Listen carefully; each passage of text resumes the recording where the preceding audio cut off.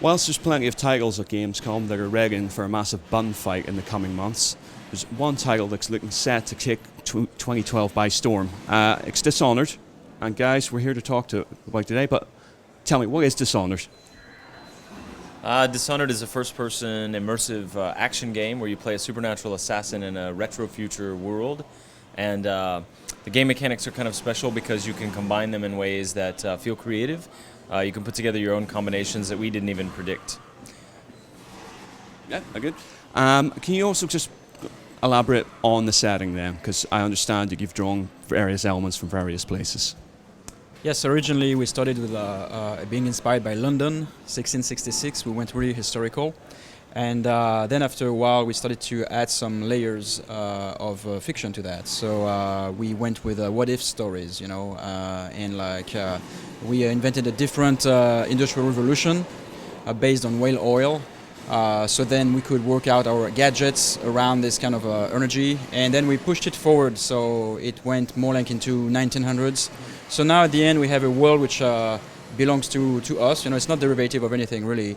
It looks like some sort of Victorian England with some retro-futuristic layer to it. So it's fairly interesting. Sort of like a steampunk edgy sort of thing, would you say? Not steampunk in the classical way. I mean, like it's more like it's a different version of steampunk. Okay.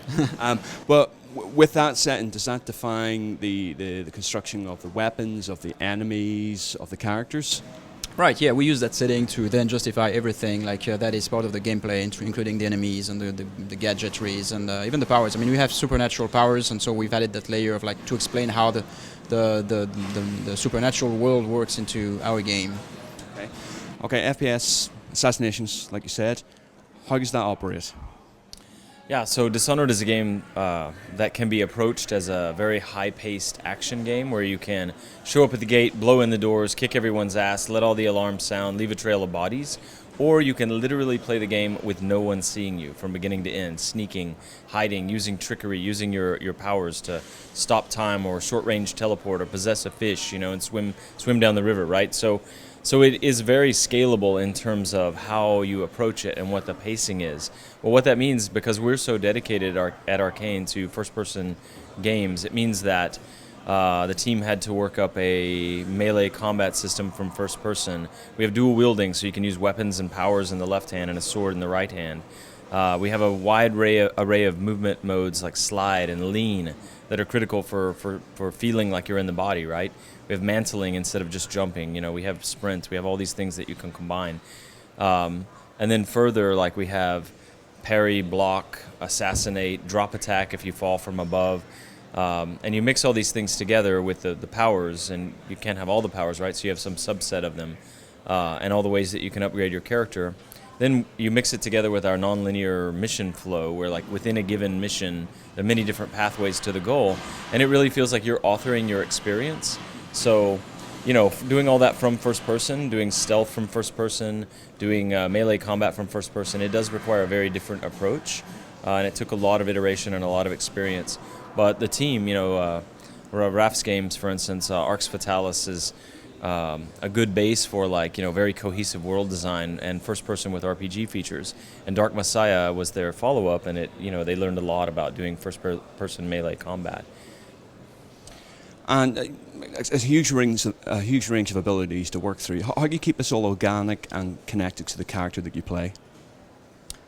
Well, so we design all those systems so that they work independently out of any context from a simulated standpoint, and then we let the simulation do the magic. So they all blend together in a very cohesive way. Because like if you look at them from a logical standpoint, the rats, for example, they work their own way.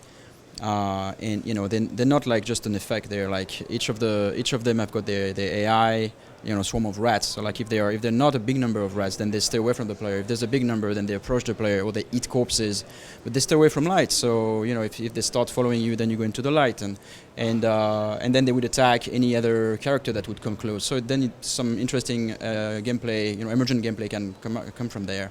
And it's the same for any of the powers of the player, any of the gadgets of the player, where all of them are designed in a very cohesive way, so that they can work all together and layer on top of each other and create some really interesting effects. It's just, is it sort of like sandboxy, open worldy, sort of level structure? How if players come into this game, what should they expect?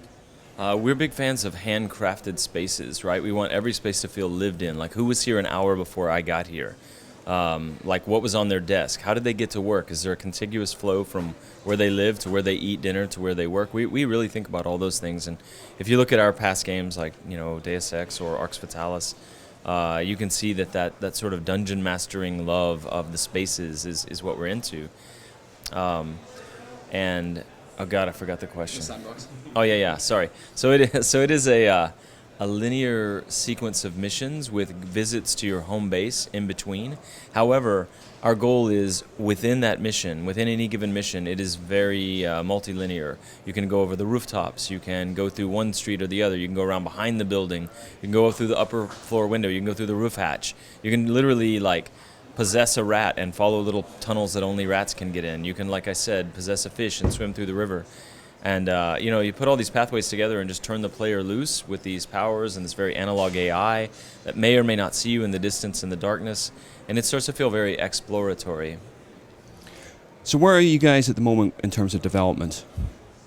Well, we've been working on this game for 2.5 years at this point, and it's about alpha at this point. And just to sort of wrap, is there anything else that perhaps we maybe haven't covered that you guys feel that gamers should know about? Well, people have commented on the art style, and I just want to make a shout out to Sebastian Mitton, our art director, and Victor Antonov, our visual design director, who work hand in hand, and they work very closely with me and Raf and the team on designing the world. And that is part fiction, it's part game mechanics, and it's part look and feel. And those guys are a pleasure to work with. And Victor's industrial designs and all Sebastian's work on our interesting palette have given us a look that people have been very complimentary of. It's not quite fair to say it's a little watercolory, but it's they say the Miyazaki effect, that it's deliberately non-realistic, it's got a style. But then the industrial design of the security systems and some of the architecture in the game is very well thought out, like it would support weight, that sort of thing. That's what you get from working with an industrial designer instead of just a concept artist. And anyway, that's worth noting about the game as well. I think that's all we've got time for. Just say thank you very much indeed for taking the time to join us, and looking forward to playing it.